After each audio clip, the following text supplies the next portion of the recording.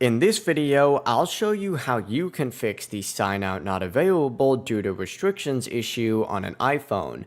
If this video helps, don't forget to like the video and subscribe for more easy to follow tech tutorials. If you open up the Settings app, tap your Apple ID at the very top and scroll down and the sign out button is grayed out, you may see a message saying sign out is not available due to restrictions.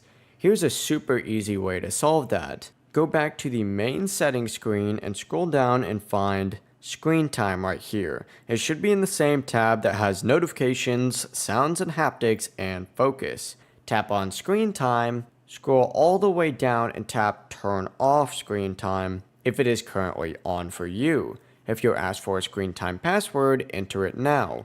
If you don't remember the passcode, you may need to reset it through your Apple ID or use recovery options. Once screen time is disabled, swipe up from the bottom of the screen and fully close that Settings app.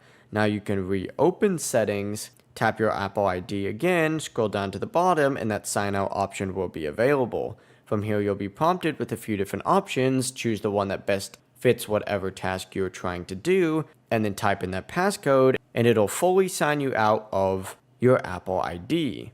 And that's it. You've now successfully removed that restriction. If this video helped you out, please consider leaving a like and consider subscribing for even more iPhone tips and fixes. If you have any questions, let us know down in the comments below. Have a good one. Bye bye.